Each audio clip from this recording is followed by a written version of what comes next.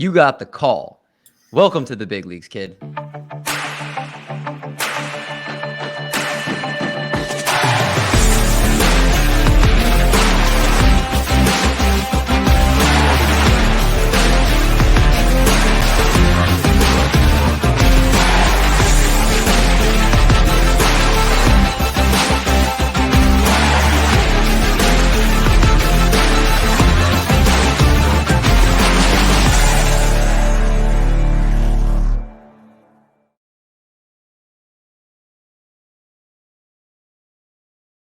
What's going on, everybody? Welcome back to another episode of The Call Up, presented by Triple Play Fantasy.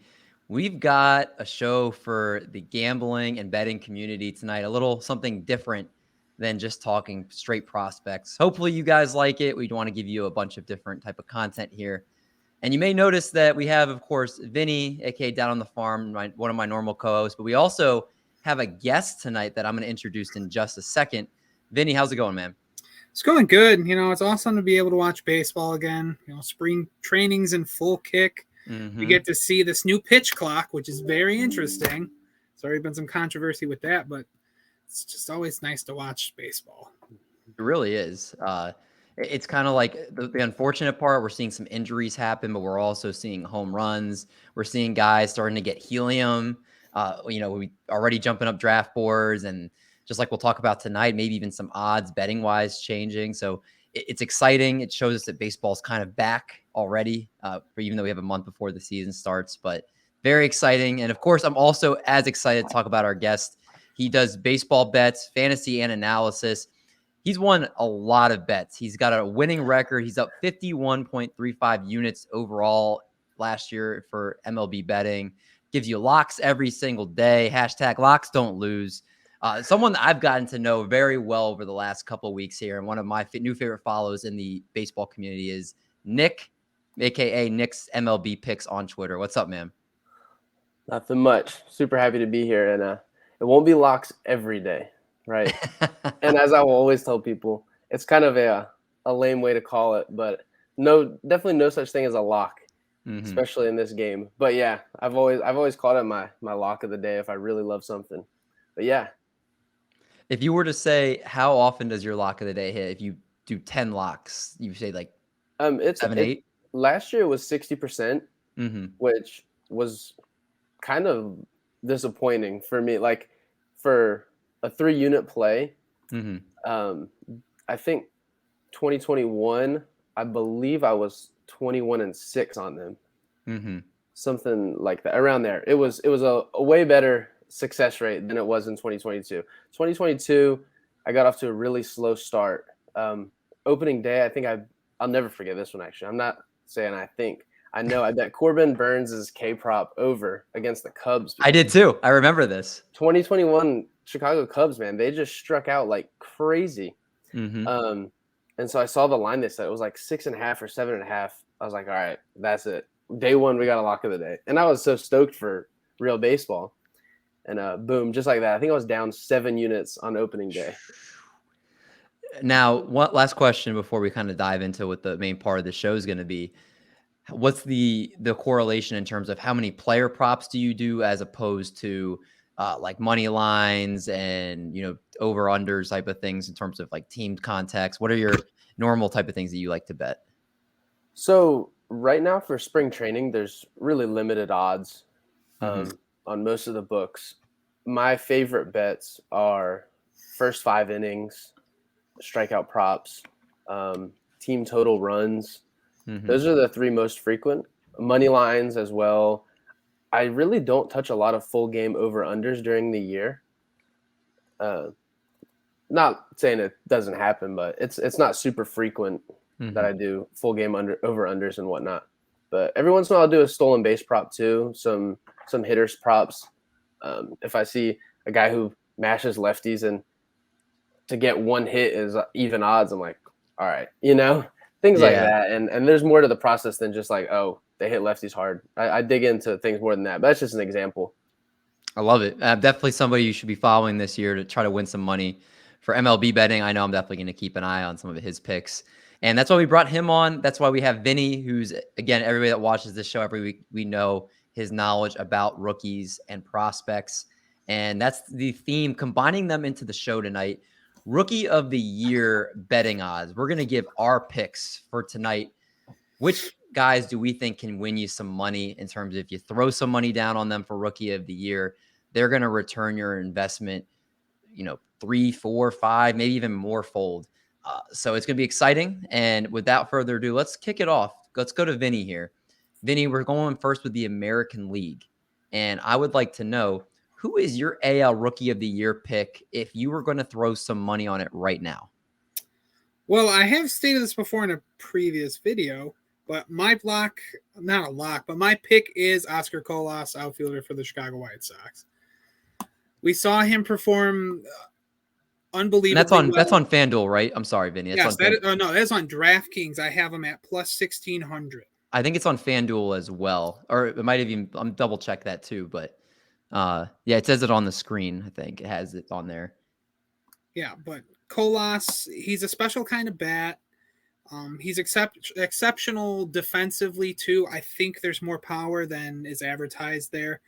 If we're talking about a rookie that's going to probably break camp, like Colas is the guy. Like, I don't see anything holding him back besides an injury. Knock on wood, it doesn't happen. But he just fits the typical mold of a impactful rookie bat. And usually we've seen those guys win year after year after year. Like last year we saw Michael Harris and Julio Rodriguez, like these kids that break camp and just succeed and just impact the game. My dark horse is a very interesting one. Like, there was a few names I was looking at for this, but then I narrowed it down to one. My other one is Curtis Mead of the Tampa Bay Rays. Similar to Colas, I think Curtis Mead, he could potentially break camp with the Rays. They need another infielder plus another bat in that lineup. Vidal Brujan, I think he's a way better talent than he is. I think he could easily jump him out of a starting spot this year in that infield. Similar to Colas, he's performed just the past couple years. He's been solid power speed, solid infielder. Like, another impactful bat that will probably help the Rays this year. One more to add into that. I kind of like Logan Ohapi. We do this every time we bring him up. Ohapi, I'm pretty sure. Logan Ohapi, catcher of the Angels. He's probably going to start with the Angels out of camp this year. He had a very nice home run today. It was crushed it, but he's another one of those sneaky players that if he gets at bats, watch out. He's going to run away offensively and steal a show out there in LA. And I forgot to put my odds, but my odds for Curtis Mead were plus 3,500. And then my Logan Ohapi were plus 4,500. Both of those are really, really dark horse type of odds. Going back to your first guy, Oscar Colas, I myself threw $25 on him to win Rookie of the Year. 314, 23 homers, 79 RBIs, 81 runs scored across stops at high A, double A, and also had 31 at-bats at triple A. And while he was at triple A, over those 31 at-bats, hit 387, 23 home runs in 117 games, had a 470-foot blast at double A Birmingham, has been working out with Luis Robert this offseason, also with White Sox Major League Field Coordinator Mike Tosar and hitting coach Jose Castro. Just look at just the context. He has the makeup and everything you want in terms of just an explosive outfielder, in terms of hitting home runs, hitting the ball hard. But also what's very interesting is Eloy Jimenez is going to be the DH. You have Andrew Vaughn out at first base. Gavin Sheets is horrible at defense, to the point of, I don't know if you guys saw, there was a Guardians broadcast last year where Gavin Sheets dropped a fly ball in right field, and one of the announcers said, that's a shitty play. It was actually hilarious. I remember that. Yeah, and so like Gavin Sheets is not touching the outfield. He'll mix into the DH, some first base. He's a bat first guy. So the other options in right field are going to be Billy Hamilton, Jake Marisnick, Victor Reyes, and Leury Garcia. So I think it's his job to lose. And if you can get right, if he were to start opening day, those odds would just drastically drop. So you're getting at a really good discount. So Oscar Colas was definitely my favorite one here as well, Vinny. But Nick, I know you're going in a completely different direction here. Actually, I love the Oscar Colas play a lot. I don't see any world where he doesn't make the team out of spring training. I think both of you guys would agree with that.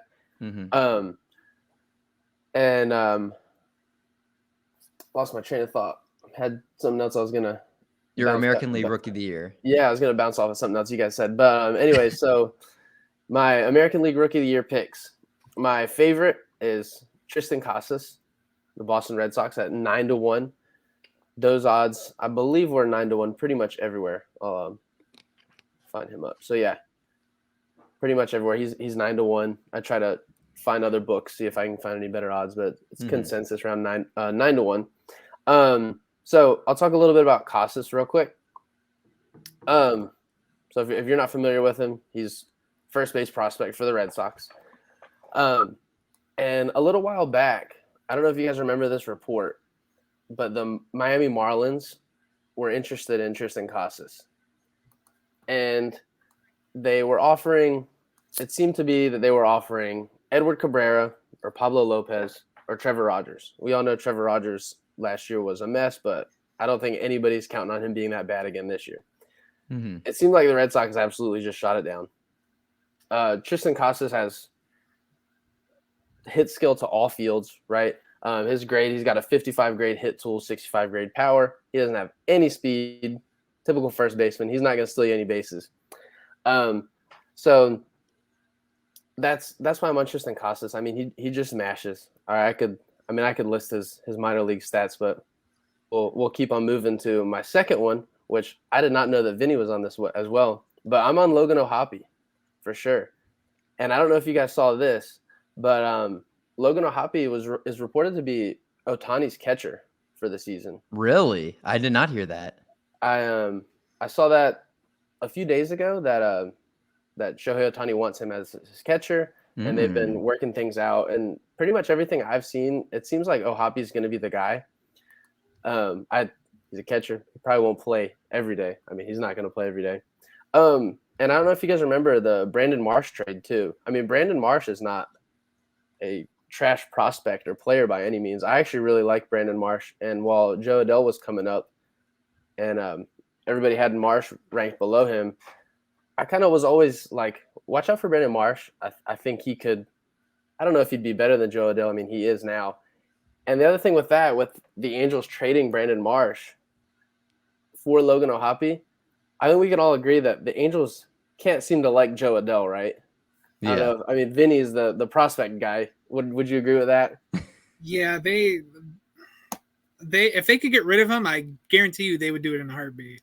So it just doesn't make a whole lot of sense to me that they would trade a solid outfielder in Brandon Marsh. Yeah, he strikes out a lot, but I mean, when all things are clicking for him, he's really a stud. So Logan O'Hoppe, I mean, dude could hit 25 home runs this year. All right, he doesn't strike out a ton. Again, with Casas, he's got no speed. Neither of these guys have any speed that I'm listing. But those are my two picks. Logan O'Hoppe 15-1. He's 18-1, I believe, on FanDuel. I think I had that up a minute ago. And yeah, Tristan Casas. And Tristan Casas, there's some weird things too going on. I don't know if you guys the veterans had a problem with him sunbathing in the outfield last year. I read that. See that report? And he paints his nails. He's a quirky dude, but I love it. I think that this Red Sox team is just vibing already. And with all the first base problems they had last year, I think he's their guy, and I think he's going to get the keys to the car, and he's just going to run with it. Going back to O'Hoppe, 283, 416, 544 with 26 home runs, a career high, and 78 RBIs across 104 games at Reading and Rocket City before he bypassed AAA. And then the short taste in the majors, 4 for 14, a 286 batting average. And also threw out 26% of base runners in 287 minor league games. Looks like he's the real deal. And if he's already Ohtani's personal catcher, there's like already a floor established there. And not hard to beat out the ghost of, I can't even remember his name at the top of my head. He's always injured. Their other catcher. Was it Stassi? Yeah, thank you. Max Stassi. He was horrible last year too. Yeah, awful. It's not hard for him to be able to get the starting role. And you have their two studs obviously there, and Ohtani and Trout, but you have Brandon Drury. What can we expect from him? Joe Adell, obviously, we just talked about him. There are some question marks about the rest of this lineup, and I do think that he has a chance to make an impact. So I love the Hoppy call from both of you guys, and the fact that you guys shared him, I think, is even more for our audience to take a look at those odds. Yeah. At you said plus 1,800, right? Is that what it was? Vinny, did you say you got him at 45-1? Yeah, that's on DraftKings. What? Yeah. Looks like Nick's making a pick after the show. Yeah, He's gonna make a bet. Let's see if they updated it. But yeah, he had a couple hits today. But yeah, last night I saw it and I was absolutely blown away because he's one of the few players that came up last year and had very good success. Well, that's insane. While he's looking that up, let's switch over to the National League. And Vinny, your National League picks range, you have your favorite and then you have your long shot here. And I love both of these calls. One of them now is becoming an increasingly high favorite, kicking things off with Corbin Carroll. Yeah, Corbin Carroll, we might actually see his odds go negative because he just, so far in spring training, he's done nothing but perform. He's exceeded. He's stealing bases. He's hitting balls. And he just has he's a rookie, but he has like a veteran presence to him. Like everyone around him in the clubhouse just meshes with him. Like he just has this like special vibe to him that is you really don't see really often with rookies. But if we're looking at his previous success, he's another one of those prospects that have done nothing but exceed every single level he's played at, even barring a terrible shoulder injury that ended his 2021. But the only concern that I would have with Corbin Carroll is if he doesn't hit for power. But even if he doesn't hit for power, I think he does everything else so good that it wouldn't affect his rookie of the year his odds. Yeah, he'll play every day. Obviously, the Diamondbacks have a reason for him to get rookie of the year because they'll get the extra draft pick. So they'll give him every chance to succeed. I know down the stretch, I'm pretty sure they sat him against lefties to preserve his rookie eligibility, but shouldn't be the case this year. Do you think I made the wrong decision? In TGFBI, I took Cedric Mullins over him. Would you have taken Corbin Carroll? Did I make the right call, Vinny? I would have taken Carroll just because I know there's going to be no one that jumps him there in Arizona. Cedric Mullins, he's gonna. I don't think he'll hit as much as Corbin Carroll. Like if we're talking ceiling to floor, Cedric Mullins probably has a better floor than Corbin Carroll, which sounds weird because we really haven't seen much from him in the small sample size. But if we're talking ceiling, Corbin Carroll could end as a top 15 fantasy player next year. Like we're talking, Trey Turner, a Trey Turner outfielder with some decent power. Yeah, no, I agree. His potential is limitless, and that's why he's the heavy rookie favorite here. Before you give your long shot pick, I want to hear from Nick. Give us who you're looking at in the National League. My favorite National League pick actually has worse odds than the other guy I'm going to be betting on, but Jordan Walker is my favorite, and I don't think that's a big surprise. And I will say I made that bet before everybody got on Jordan Walker. Did you know how much the odds have changed since? Have they changed at all? They have not on my book. Now let me see. Wait, did I pass him? Okay, yeah. So actually, so they've dropped on here, but on Bovada they're still 9-1, and I think BetUS maybe they're like 8-1, plus 850, something like that. But yeah, so it looks like these books have adjusted, and I'm sure the other books won't be far behind. But even getting him 7-1, I really like it. And now one kind of storyline thing. I like the storylines. I'm a big stats guy and numbers guy. That's kind of what I do all year. But I think with some of these players and the year-long things and what the teams say about their players without actually saying them goes a long way. Like, we all remember the Juan Soto sweepstakes, and it seems like there's 5 different players that the Cardinals had that were like, this guy was the deal breaker for the Cardinals. I've heard some people say it was Lars Nootbaar. I've heard some people and read some things saying it was Dylan Carlson. A lot of people also said it was Jordan Walker. Jordan Walker, I think, is the closest thing to J-Rod of 2021 or 2022, whatever. I just think he's got the power. He's got the speed. I don't know if he's as fast as J-Rod. I don't know. I have to look into all that. But, I mean, I think that Jordan Walker, if he makes the team, which it's looking like he can, as crowded as St. Louis is, they got a lot of mouths to feed in that lineup. But I think that Jordan Walker, I mean, if he plays all year, and even if he doesn't play all year, he's got an awesome shot to do it. I mean, he can hit 280, 25 homers, 25 steals.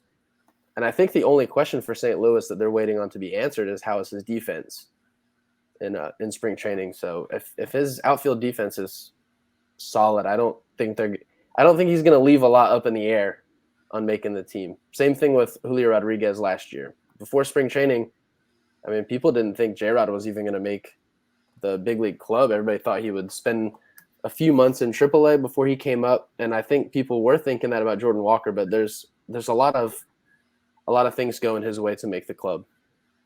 And the fact that the Cardinals, I think, are pretty much not sold on Dylan Carlson anymore.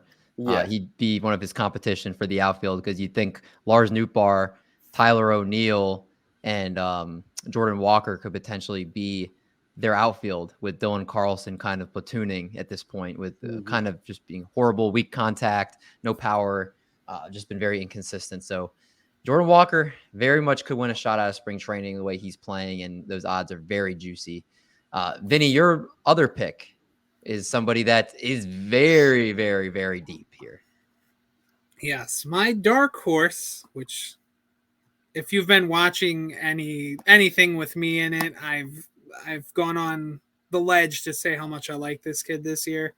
Sal Frelick, outfielder for the Milwaukee Brewers. Similar to every other name I've listed tonight, he's done nothing but perform at every level he's played at. He's been more advanced than some of the competition he's been there too. You're going to see a bat that, is a nice blend of power, speed, good contact, like very similar to Stephen Kwan of last year. It probably hits a little more for power, but if we're talking about a guy that's just going to impact the game and, potentially make a run, with Corbin Carroll and maybe Jordan Walker, Sal Frelick. But this is all if he breaks camp. So far this spring, he's been very good. I know today he had 2 hits out of his 3 at-bats for them. I think he has 2 more on top of that. But he's already making an impact. The club loves him. The organization loves him. If we're talking about, a name to just throw a little money on and just, hope for the best, that's pretty good pretty good odds at plus 3,000 for Sal Frelick. Like, he's a special talent, and I think when he comes up, we're going to realize how, we all doubted him, because he just has that kind of swagger and, performance with him.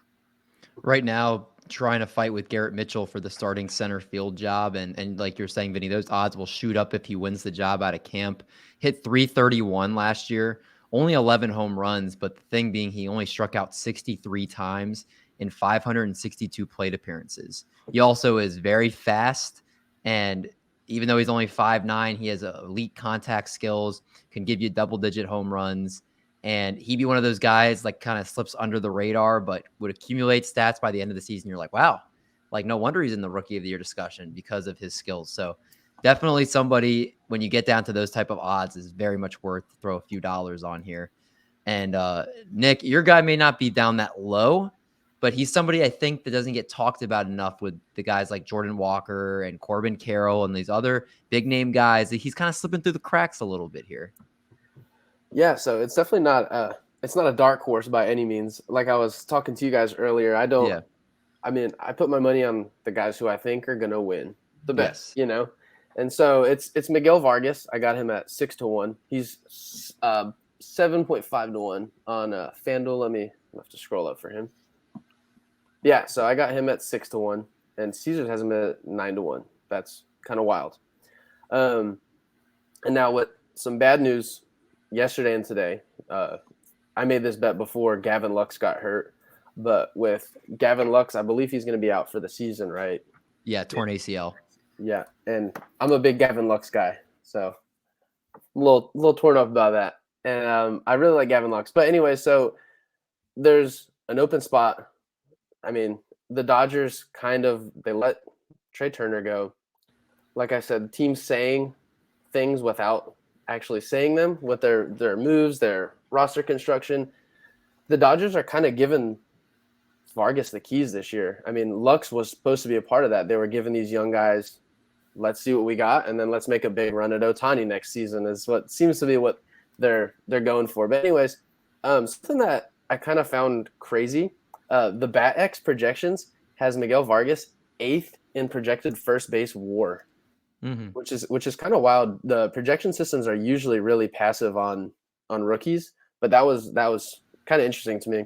But Miguel Vargas, 60 grade hit tool. I mean, the dude just hits the ball with 55 grade power. And the Dodgers ballpark is a pretty good ballpark for home runs. And 313 minor league career average. And his power projection really came through the last couple years too. And I think he can steal in the double digits of bases, especially with the new rules. I mean, I know they had those new rules in the minors last year too, but I think despite his 40 grade speed, I think he's a little bit faster than that. And he had like what, a 16% K percentage in the minors too, or like the last couple years. So he doesn't strike out, and that's a big thing for a lot of these prospects coming up. I mean, we saw it with Kelenic. I mean, if you strike out, it doesn't matter how hard you hit the ball or how far you can hit it, you know? So It just seems like the Dodgers have no choice. It seems like they have no choice but to play him at this point. And I think he's a stud. I really do. I think these are all great picks, guys. And between the names we gave tonight, I think there's a couple long shots. Obviously, Nick, you only are giving picks where you're throwing money down. So you're kind of putting your money where your mouth is in a sense. And Vinny, again, going deeper on a couple guys, gives us a nice spectrum of where people can choose to make bets this season for Rookie of the Year. And we also gave you the sites that they're looking at too. So if you're looking for the odds, again, they were on the screen and also said you guys can take a look for that in the video. But that's going to do it here. We wanted to make sure we were in here, gave you guys our rookie picks and reasons why we're going to be putting money on these type of guys. And if you enjoy this type of content going forward, we'll make sure we can mix in some good betting topics here on the call up in terms of rookie production, what we can expect and all that good stuff. Nick, thanks so much for joining the show, man. We got to do 2 shows together in a week, which is definitely a treat. Please plug all the great work you're doing, where people can find you. Hey, real quick. Yes. I have one more thing. If we are room for it. Go ahead. Just as far as picking rookie picks, and I totally forgot to say these things. I was going to talk about them. But Hunter Brown's been picking up a lot of steam, and it's been really hard for me not to make that bet for Hunter Brown Rookie of the Year. But just a couple of things that I noted. I mean, last year, Spencer Strider. I mean, how could you have a better rookie season than that as a pitcher? I know Michael Harris was outstanding too, but Spencer Strider, I mean, he was like second, third, first in K percentage, CSW, swing and strike rate, like all those different things. I mean, he was crushing it. I know he got hurt down the stretch and whatnot, but one thing that I made as far as betting for Rookie of the Year is as pitchers, like in the American League, the last 2 pitchers to win the award were Michael Fulmer in 2016 and Jeremy Hellickson in 2011.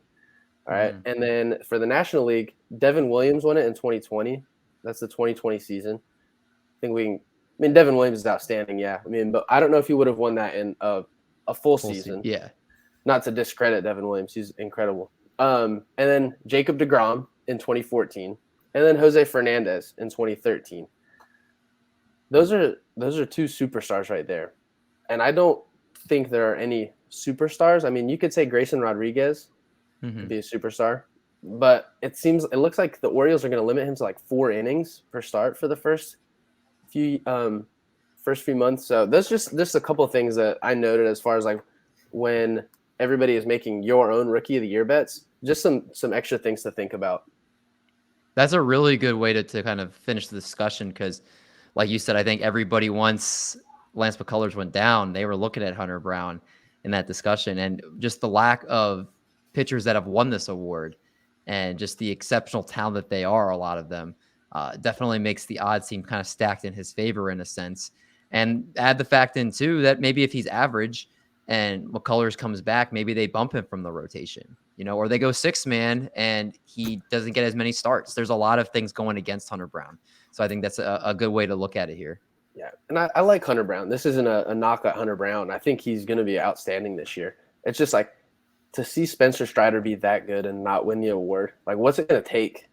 That's a good point. That's where I'm at. Like, there were a couple pitchers I wanted to click. It's just like I can't get myself to do it over these bats. And yeah.